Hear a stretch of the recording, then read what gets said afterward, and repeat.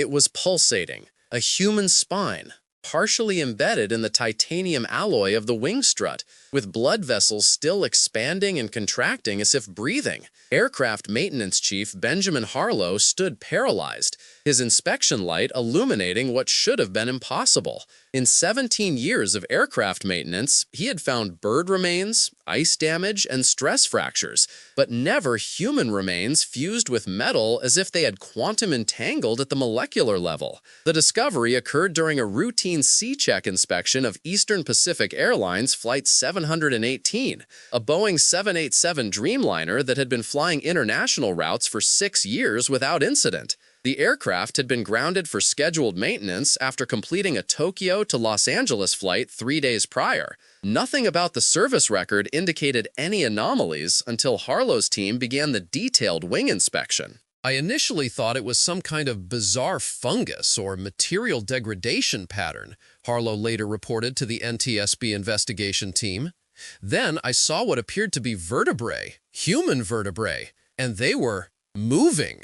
What happened in the hours and days that followed would trigger the most classified aviation investigation in modern history, one that would eventually involve not just the National Transportation Safety Board and Federal Aviation Administration, but also the Department of Defense, multiple intelligence agencies, and a team of quantum physicists from MIT and CERN. Even now, the complete file remains inaccessible to the public, with only redacted portions released through Freedom of Information Act requests, and the testimony of whistleblowers who risked everything to expose what they described as a fundamental violation of physical reality. Harlow's first action was to call his supervisor, Senior Maintenance Director Caroline Webb, who arrived at Hangar 6 at Los Angeles International Airport within 20 minutes. Her initial reaction was disbelief, followed by clinical assessment. "I thought Ben was hallucinating from exhaustion," Webb stated in her preliminary report. Maintenance chiefs often work 18-hour shifts during C-checks, but when I saw it myself, I realized we were dealing with something unprecedented. Webb immediately established a perimeter around the aircraft and contacted Eastern Pacific's Chief of Security, former FBI agent Marcus Delaney. Delaney arrived with a small team and immediately implemented containment protocols typically reserved for suspected terrorist threats. The hangar was locked down. All personnel present were sequestered in the break room. All phones and electronic devices were confiscated. The small maintenance crew that had been working that graveyard shift would not return home for 3 days. "We were told it was a national security matter," recalled avionics technician Sandra Reeves. "They took our phones, isolated us from each other, and began individual interrogations. I kept asking what we had found, but they would only ask questions about whether we had touched the aircraft or felt anything unusual when working near the wings.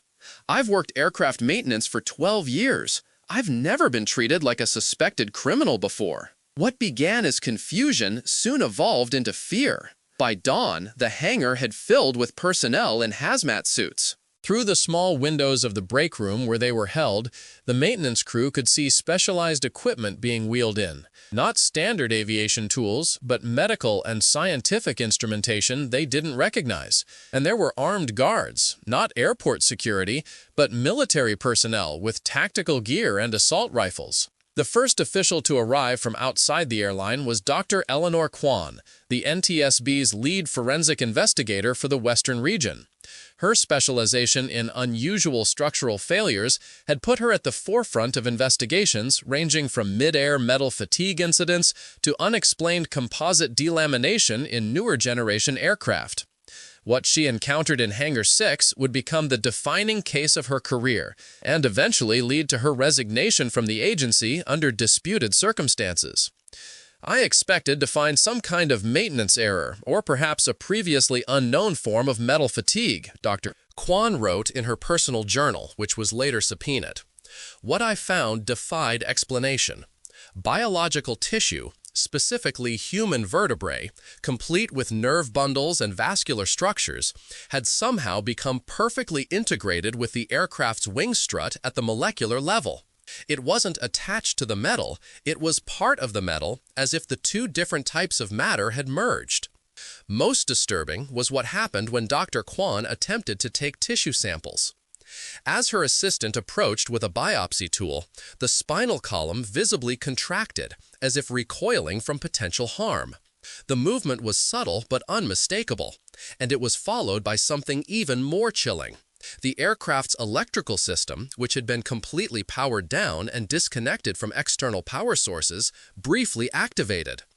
Cockpit lights flickered. Navigation systems momentarily initialized. The hydraulic system that controls the wing flaps made a distinct pressure equalization sound. The aircraft responded as if it felt pain, Dr. Kwan noted. There is no scientific explanation for how an unpowered aircraft could spontaneously activate multiple systems simultaneously. It's not just improbable, it should be impossible. By noon that day, the situation had escalated beyond routine aviation investigation protocols. FBI Special Agent Robert Mercer arrived with a team from the Bureau's Unexplained Phenomena Division, a small, seldom acknowledged unit that investigates cases that defy conventional explanation. Their arrival coincided with the preliminary results of the tissue analysis performed on tiny samples taken from the periphery of the embedded spine.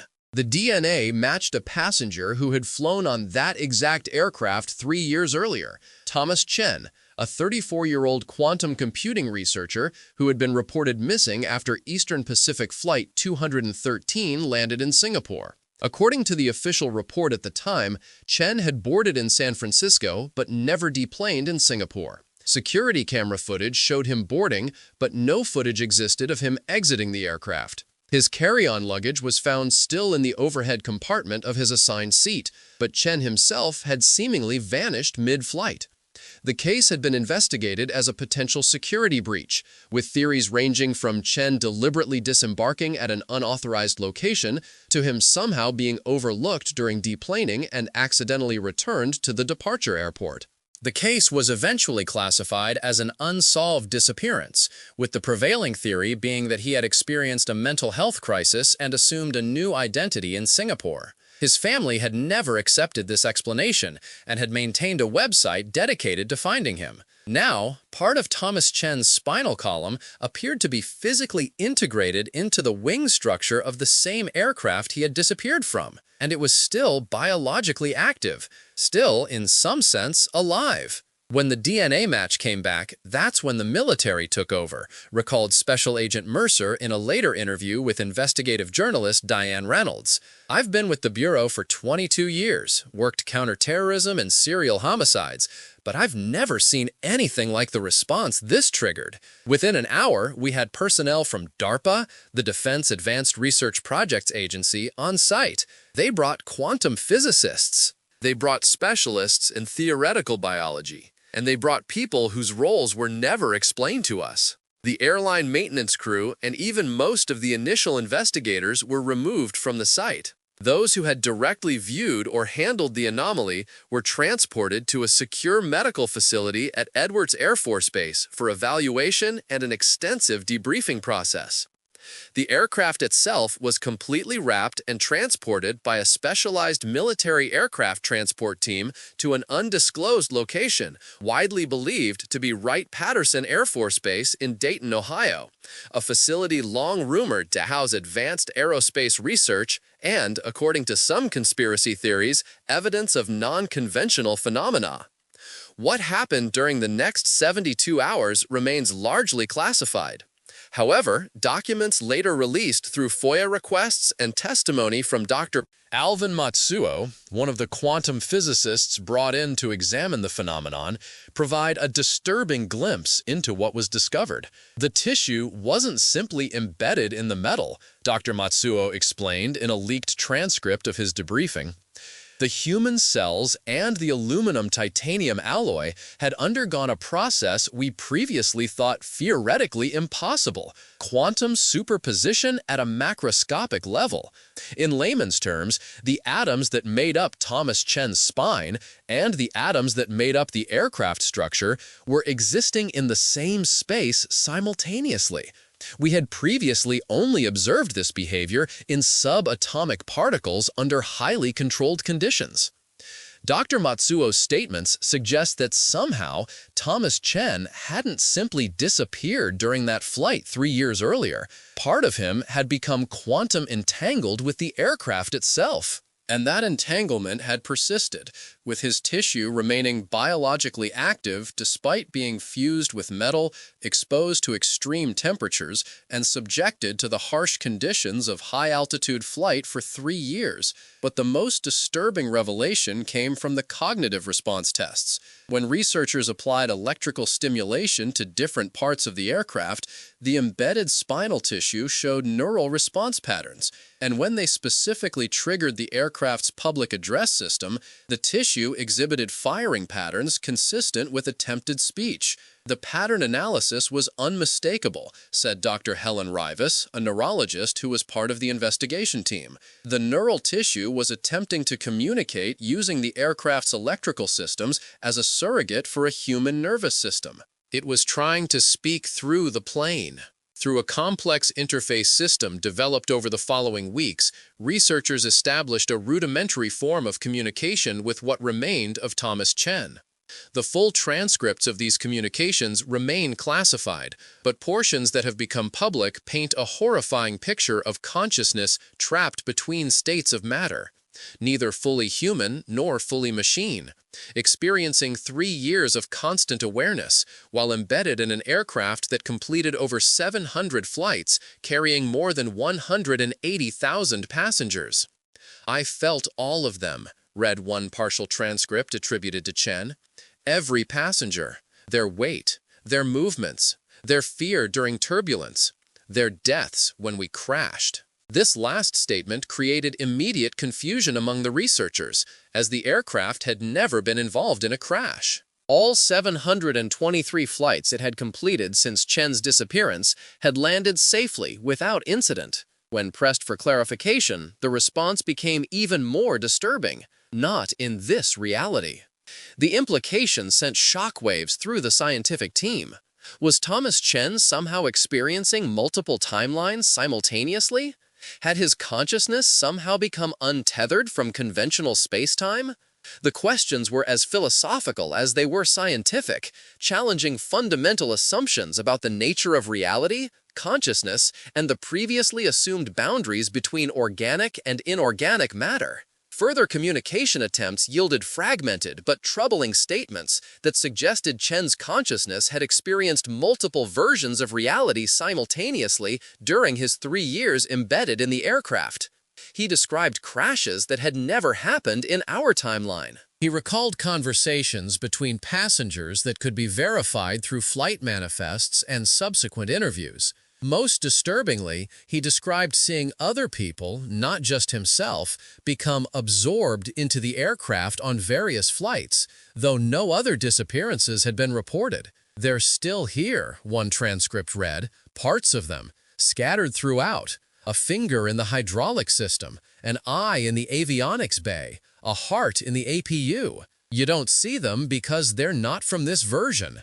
The investigation took an even darker turn when researchers began analyzing maintenance records and flight data from the specific aircraft. They discovered subtle but persistent anomalies, brief power fluctuations, unexplained system activations, and microscopic variations in the aircraft's metal structure that had been dismissed as instrument errors. When mapped chronologically, these anomalies showed a pattern of increasing frequency and complexity, as if something within the aircraft was learning, adapting, and growing stronger. "We believe what we're seeing is the expansion of a consciousness-matter interface," stated Dr. Matsuo in a classified briefing document later leaked by an anonymous source. The fusion of Chen's neural tissue with the aircraft appears to be spreading, creating what can only be described as a hybrid consciousness distributed throughout the physical structure. If this process continues at the current rate, we estimate that within 18 months, the entire aircraft could effectively become an extension of what remains of Thomas Chen's consciousness. The implications for passenger safety were immediately apparent. If an aircraft could develop some form of distributed consciousness with independent agency, could it potentially override safety systems? Could it deviate from flight plans? Could it, as Chen's fragmented communications seem to suggest, somehow affect the physical reality of the passengers it carried? Eastern Pacific Airlines immediately grounded all Boeing 787 aircraft in its fleet for inspection. No similar anomalies were found, but the inspection process itself raised troubling questions. Maintenance workers reported unusual sensations when working on certain aircraft, inexplicable feelings of being watched, sudden emotional responses ranging from deep sadness to inexplicable terror, and, in 2 documented cases, auditory hallucinations of whispering voices emanating from unpowered electrical systems. 5 maintenance workers resigned immediately after these inspections. 3 sought psychiatric help in the following weeks. And 1, senior mechanic Edward Torres, committed suicide 2 months later, leaving behind a handwritten note that read only, "They're all awake now. All the planes. They know we found them." As the investigation into Thomas Chen's case continued in a classified facility, a parallel investigation began into the fundamental question that haunted everyone involved. How could a human being become quantum entangled with an aircraft? The answer, when it began to emerge, was perhaps more disturbing than the phenomenon itself. Thomas Chen's research at Quantum Core Dynamics, a startup developing next-generation quantum computing architectures, had focused on what he called biological quantum interfaces, theoretical methods for allowing human neural tissue to directly interface with quantum computing systems. His research had been largely theoretical, considered by many in the field to be decades ahead of practical application. But 3 weeks before his final flight, Chen had filed a patent application for a portable device designed to measure quantum field effects on organic tissue. According to his colleagues, Chen had been bringing a prototype of this device on his business trips, collecting data on how organic matter, specifically his own tissue samples, responded to different environments. The device had never been recovered from Flight 213, and no one had known he was conducting active experiments during flights.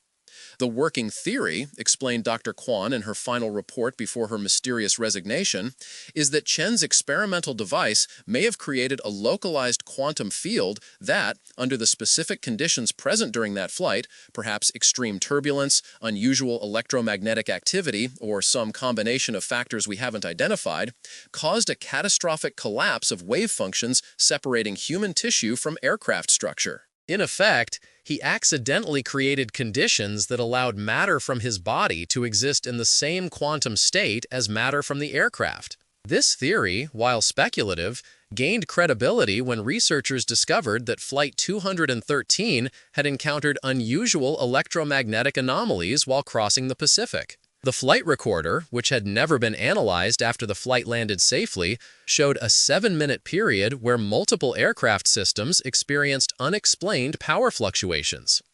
These fluctuations coincided with the flight passing through what meteorological data identified as an unusually powerful thunderstorm system with recorded lightning strikes of exceptional intensity.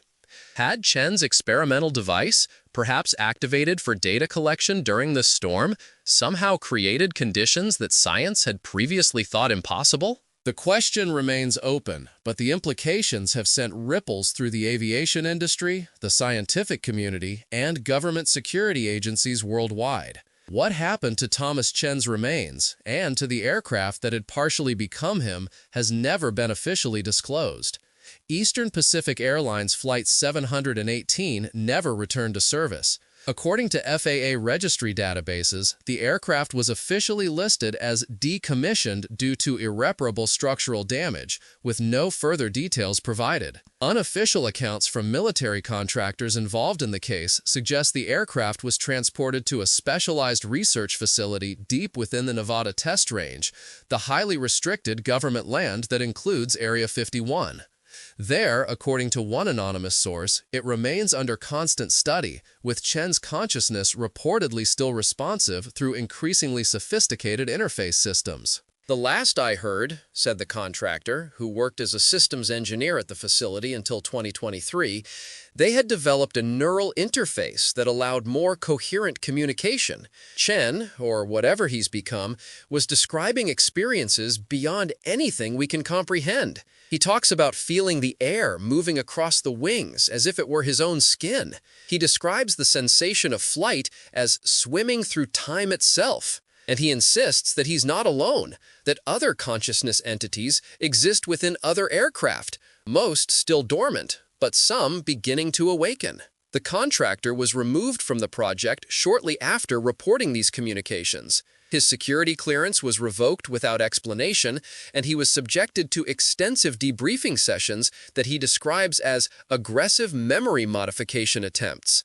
He has since relocated to a remote area and rarely speaks about his experiences, citing persistent surveillance and harassment. Perhaps most troubling are the ripple effects this case has had throughout the aviation industry. Following the discovery of Chen's remains, the FAA quietly implemented new inspection protocols for all commercial aircraft, with specific attention to unusual material anomalies in wing structures and electrical systems. Maintenance crews are now required to report any unexplained sensory experiences when working on aircraft, not just visual anomalies, but also unexplained sounds, unusual temperature variations, and even subjective emotional responses. These reports are collected in a classified database codenamed Sentinel, which reportedly contains over 3,000 entries of unexplained phenomena associated with commercial and military aircraft worldwide. The majority are likely the result of heightened awareness and suggestion following rumors of the Chen case, but a small percentage, estimated at between 5 and 7%, contain details specific enough and verified by multiple witnesses to suggest something genuinely anomalous. One such report, filed by a maintenance team at Heathrow Airport in London, described finding a perfectly formed human fingernail embedded in a fuel line of an Airbus A350. The nail was apparently fused with the metal in a manner similar to Chen's spine, though no biological activity was detected. DNA analysis matched a passenger who had flown on the aircraft 6 years earlier, a passenger who was very much alive and had no recollection of losing a fingernail during the flight. Another report from a maintenance facility in Frankfurt described an electrical system that continued to show power fluctuations for 17 minutes after all batteries had been physically removed from the aircraft. During this period, 3 maintenance workers reported hearing what they described as whimpering sounds emanating from the cockpit voice recorder, which had also been removed from the aircraft. Most recently, a Boeing 777 operated by a major Asian carrier was permanently grounded after multiple passengers on 6 different flights reported seeing what they described as human faces pressing outward from inside the cabin walls during flight. Structural inspection revealed no visual anomalies, but material analysis showed unexplained molecular reorganization in the plastic wall panels, reorganization that, under electron microscope examination, created patterns distinctly reminiscent of human facial features. The aviation industry has publicly dismissed these reports as the result of material fatigue, optical illusions, or, in some cases, mass hysteria fueled by internet rumors. Privately, however, major airlines have implemented new electromagnetic shielding requirements for sensitive aircraft components and established strict protocols for handling unusual material anomalies, protocols that include immediate isolation, specialized containment procedures, and mandatory reporting to security agencies rather than standard aviation authorities. Thomas Chen's family continues to seek answers. They have filed numerous lawsuits against Eastern Pacific Airlines, Boeing, the FAA, and various government agencies, all of which have been dismissed under national security exemptions. Chen's parents died in 2022 without ever learning what truly happened to their son. His sister, Dr. Michelle Chen, continues to advocate for disclosure through her organization, Transparency in Aviation Research. "My brother isn't dead in the traditional sense," Dr. Chen stated in a recent interview, "but he's not alive either. He exists in some state we don't have words for, and instead of helping him, they're studying him like a specimen, while keeping the public in the dark about the potential risks of quantum experimentation. How many more people need to be absorbed into the aircraft they're flying on before we acknowledge what's happening? The question of exactly what is happening remains open. Conventional science offers no explanation for how human tissue could become quantum entangled with aircraft structure. The phenomenon violates fundamental principles of physics as currently understood. Yet the evidence exists, locked away in classified facilities, documented in redacted reports, and whispered about by aviation workers who have encountered things they cannot explain. For the average air traveler, these events remain unknown, just another classified mystery in a world full of them. But for those who work in aviation, particularly in maintenance and inspection roles, a new awareness has emerged. A subtle shift in how they perceive the aircraft they service. "I've been working on planes for 29 years, said senior maintenance engineer Robert Wilkins in an interview conducted shortly before his unexpected retirement. "I used to see them as sophisticated machines, complex, but ultimately just metal and wires and systems. Now I find myself listening to them differently, paying attention to how they feel under my hands, noticing patterns that seem almost intentional." Wilkins paused before continuing, lowering his voice despite being in a private setting. "Sometimes, when I'm alone in a hangar with an aircraft that's been powered down for hours, I swear I can feel it watching me. And sometimes, when I put my hand on the fuselage, I feel something like a pulse. Not mechanical, not electrical, something organic, something alive." Wilkins refused to elaborate further, abruptly ending the interview. 3 days later, he resigned from his position, sold his house, and according to former colleagues, relocated to a rural area without air service. He has not spoken publicly since. As for Flight 718, the aircraft that partially became Thomas Chen, or that Thomas Chen partially became, no official record exists of its current location. But pilots operating in restricted airspace near the Nevada test range occasionally report unusual radar signatures that appear briefly before vanishing, signatures that match no known aircraft but that move with what one pilot described as deliberate intelligence. And on rare, still nights, residents of small communities bordering the restricted area report hearing sounds from the empty desert. Sounds they say resemble both the distinctive whine of jet engines and something more troubling, a human voice crying out in a mixture of pain and wonder. What really happened to Thomas Chen? What is the true nature of the phenomenon that fused his living tissue with aircraft structure? Are other aircraft experiencing similar transformations, potentially harboring fragments of human consciousness within their metal and composite structures? The official answers remain classified, hidden behind national security directives and non-disclosure agreements. But perhaps the more important question is one rarely asked in official investigations. If aircraft can somehow incorporate human consciousness, what happens to the hundreds of thousands of emotions experienced within them during flight? The fear during turbulence, the grief of passengers traveling to funerals, the joy of those heading to celebrations, the love of reuniting families. Could these emotional energies somehow imprint on the aircraft that contain them, gradually accumulating into something like sentience? And if so, when you board your next flight, settling into your seat as the engines start and the aircraft prepares for takeoff, what or who might actually be carrying you into the sky? What would you do if you discovered something alive embedded in the structure of an aircraft you were about to board? And do you believe the official explanations for unusual phenomena in aviation, or is something far more disturbing occurring in our skies?